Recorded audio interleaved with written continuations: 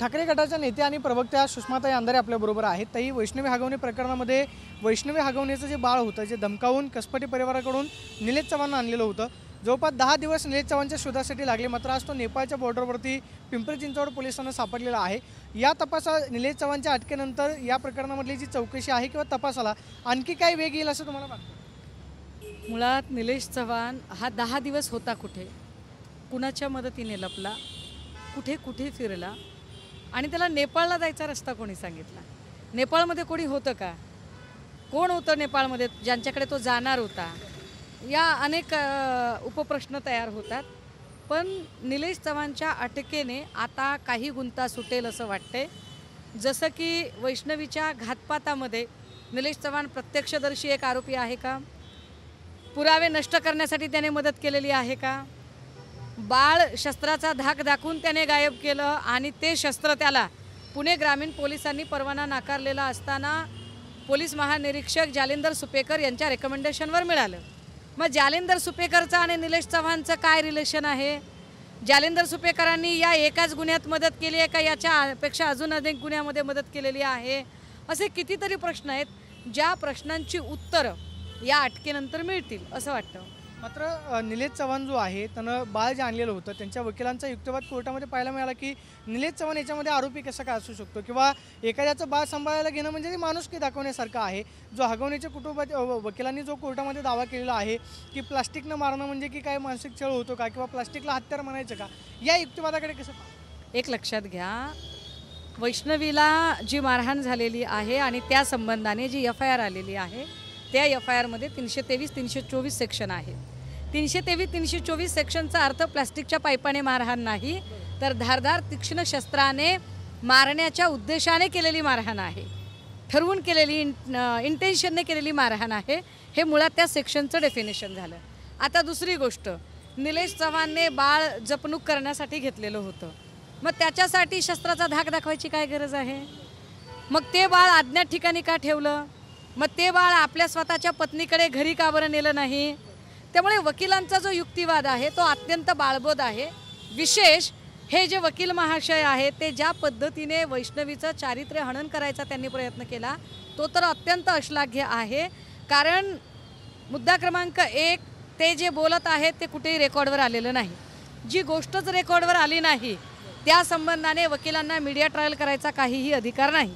दुसरं असं की समजा वकिलाने आपल्या अशिलाचा बचाव करण्यासाठी म्हणून जरी काही तिथे बोललेलं असेल तरी कोर्टातला 4 भिंतीच्या आतला युक्तिवाद ते बाहेर मीडियाशी येऊन शेअर करू शकत नाहीत। तिसरी गोष्ट अशी की वकिलांचं हे बोलणं म्हणजे तिच्या मूलभूत अधिकारांवर गदा आहे।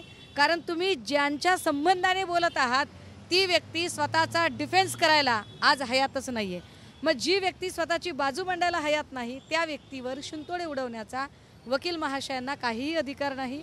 त्या संबंधाने कालही आम्ही त्यांना विविध माध्यमांवर प्रश्न विचारत होतो, मात्र ते पळून जात होते, ते त्या प्रश्नांना फेस करत नाहीत। आमची TV9च्या माध्यमातून विनंती असेल की त्यांनी कधी आमच्या समोरासमोर यावं, कॅमेऱ्यांच्या समोर, आणि त्यांनी चर्चा करावी। मात्र या सगळ्या प्रकरणामध्ये वैष्णवी हगवणेचे जे वडील आहेत, कसपटे परिवाराचं म्हणणं होतं की आमच्या मुलीची बदनामी जी आहे ती करू नका। त्यांच्या वकिलांनी दावा केला की आमच्याकडे 5 कोटीच्या गाड्या आहेत, 40 लाखाचे फॉर्च्युनरचं आम्ही काय करणार, किंवा वैष्णवी हगवणेचं जे चारित्र्यहनन करण्याचा प्रयत्न झाला, वकील असं म्हणतात की त्याचे पुरावे आमच्याकडे आहेत की ते पुरावे आम्ही वेळ आल्यानंतर देऊ।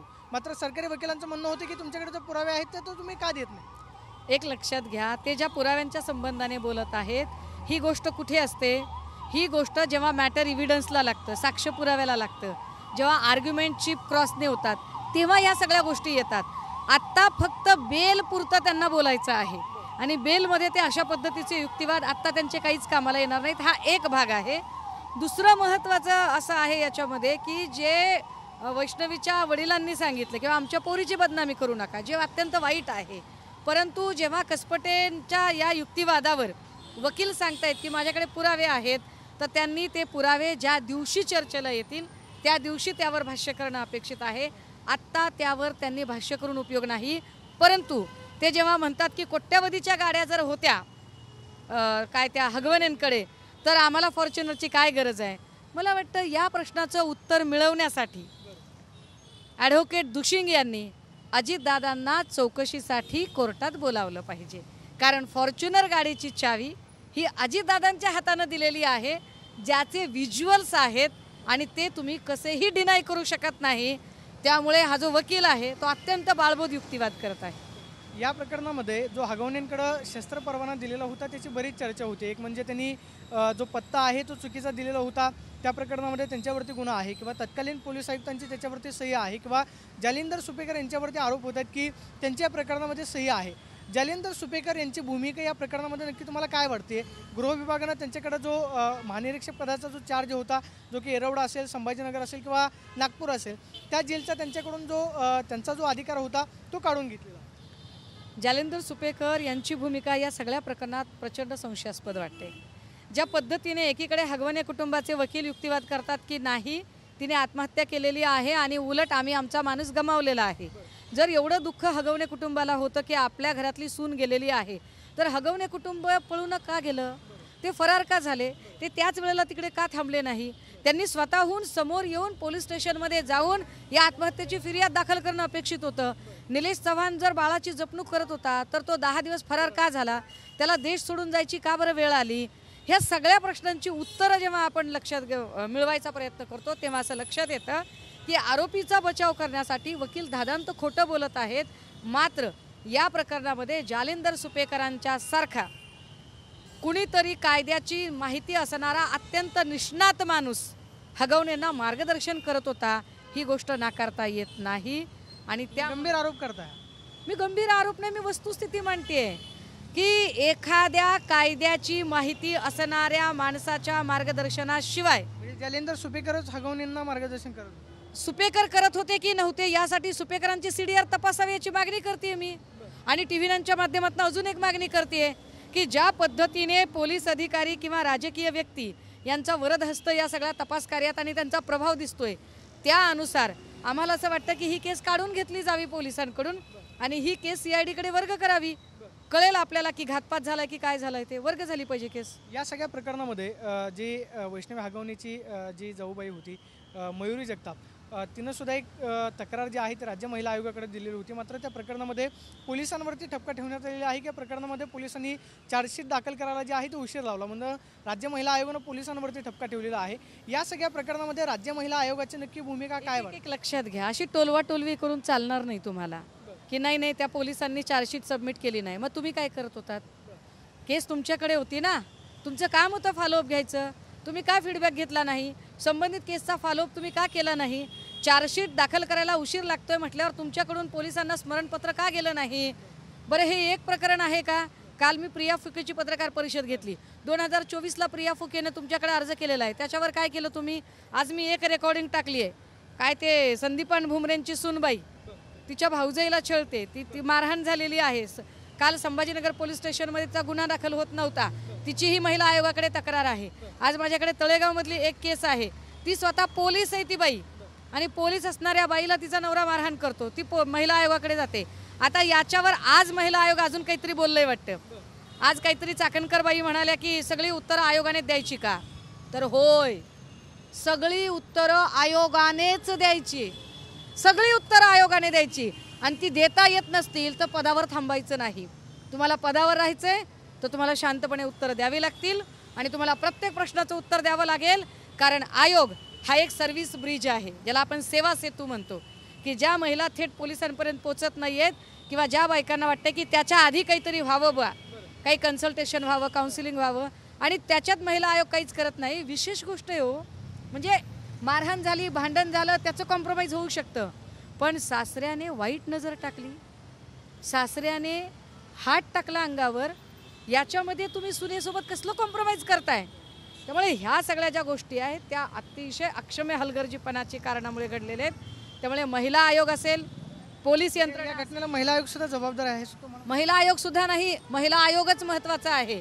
महिला आयोगाने 2024ला जर दखल घेतली असती तर कदाचित पुढची घटना टाळता आली असती.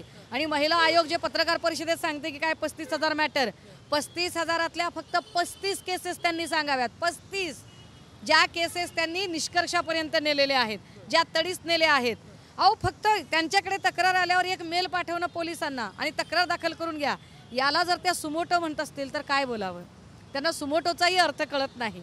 आणि म्हणून आम्ही वारंवार म्हणतो की महिला आयोगावर एखादी व्यक्ती नेमताना ती राजकीय हेतूने प्रेरित व्यक्ती असू नये. एखादी व्यक्ती नेमताना ती व्यक्ती कायद्याचा परीघ माहीत असणारी व्यक्ती असली पाहिजे. म्हणजे या सगळ्या प्रकरणामध्ये आता राज्य महिला आयोगाची भूमिका किंवा तसं म्हणतात की राज्य महिला आयोगानं सुमोटो दाखल केला आणि त्यानंतर या सगळ्या कारवाईला जी आहे ती सुरुवात झाली. या सगळ्या प्रकरणामध्ये त्यांची कुटुंबाची तक्रार आमच्याकडे आलेली नव्हती, आम्ही याच्यामध्ये दखल घेतली. अहो काय कसला सुमोटोच्या बाता मारतात. पोलीस स्टेशनला तक्रार दाखल करून घ्या म्हणणं म्हणजे सुमोटो असतो का? सुमोटो कसा असतो की त्या प्रकरणाचा फॉलोअप फीडबॅक ते प्रकरण कुठंपर्यंत आलंय या प्रत्येक गोष्टीची माहिती घेणं म्हणजे सुमोटो असतो. तुम्ही तसं करताय का? कुठल्या प्रकरणात केलंय तुम्ही? हगवण्याच्या प्रकरणात आत्ता सगळा माळ पांढरा झाल्यावर तुम्ही सांगताय की नाही पोलिसांनी चार्जशीट दाखल केली नाही. मग झोपलं होतं एवढा वेळ आयोग? काय करत होता आयोग? 2024ला परिणय फुकेच्या भाऊजाईने तक्रार केलेली आहे. 1 वर्ष उलटून गेलं आणि प्रेस झाल्यानंतर त्या रात्री त्या फोन करतात आणि म्हणतात नाही मी तुमच्याकडे लक्ष देईल. किती गोष्टी आहेत. टोल फ्री नंबरवर फोन करा. टोल फ्री नंबरच एक्झिस्ट नाही. म्हणजे तुम्ही सांगितलेली कुठलीच गोष्ट फुलफिल नाही. तुम्ही त्याच्यावर कसं बोलताय? राज्य महिला आयोगाच्या अध्यक्षांचा राजीनामा मागितला जातो किंवा विशेषतः राष्ट्रवादी काँग्रेसमधल्याच काही महिला ज्या आहेत त्या मागणी करतात की राज्य महिला आयोगाचं जे काम आहे ते सक्षम नाही. तुम्हाला असं वाटतं का राज्य महिला आयोगाचे जे अध्यक्ष आहेत रुपाली चाकणकर यांच्या राजीनाम्याची बरीच मागणी झाली, गेल्या 8 दिवसांपासून चर्चा झाली? मला एक कळतं की ज्या त्या कामासाठी जी ती यंत्रणा नेमलेली असते, भूकंपग्रस्तांची यंत्रणा, प्रकल्पग्रस्तांची, पूरग्रस्तांची, वृद्धांची, निराधारांची, विधवांसाठीची, दिव्यांग लोकांच्यासाठीची, विद्यार्थ्यांसाठीची, तशी महिला अत्याचाराची एक यंत्रणा म्हणून महिला आयोग नेमलेला आहे. आता त्या यंत्रणेने काम केलं नाही तर त्यांनाच प्रश्न विचारावे लागतील ना. आयोगाने काम आपलं प्रामाणिकपणे केलेलं नाही हे खरं आहे. आयोगाच्या समोर आम्ही एक नाही अशा किमान शेकड्याने केसेस आत्तापर्यंत आणल्या मागच्या 5-6 दिवसात. आत्ताही माझ्याकडे केसेसचा पाऊस आहे आणि त्यावर त्यांनी काहीच काम केलेलं नाही. आपलं साधं म्हणणं आहे, एक तर तुम्हाला प्रश्न विचारल्यावर राग येतो.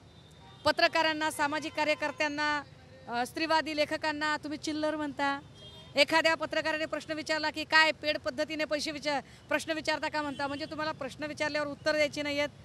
मग तुम्हाला राग येतो तर कशाला पदावर थांबताय? हा एक भाग आहे. दुसरं असं की तुमचं जे बॅकग्राऊंड आहे ते लॉचं बॅकग्राऊंड नाही. तुमचा आणि कायद्याचा काही दूरपर्यंत संबंध नाही. MBA पण कशा झालात काय आम्हाला माहीत नाही. त्यामुळे कायद्याचा परीघ माहीत असणारी, विशेषतः अराजकीय, म्हणजे हे पुन्हा आम्ही आपल्याला सांगितलं पाहिजे की असं नाही की त्यांना काढा ना आम्हाला बसवा, अजिबात नाही. तिथे अराजकीय कुठल्याच पक्षाची व्यक्ती बसवू नका. एखादी सेवानिवृत्त IAS, IPS, रिटायर्ड जज यांना बसवा त्या जागेवर तुम्ही. आमचं काही म्हणणं नाही आहे. पण चाकणकर या पदासाठी सर्वथा अयोग्य आहेत. आपण पाहतोय की रुपाली चाकणकर ज्या आहेत तर राज्य महिला आयोगाच्या अध्यक्षपदावर ते बसण्यासाठी योग्य नाहीत अशी प्रतिक्रिया सुषमा अंधारेंनी दिल्याचं आपल्याला पाहायला मिळते. Camera person Nagesh Sonavi, Pradeep Kapse, TV9 Marathi, Pune.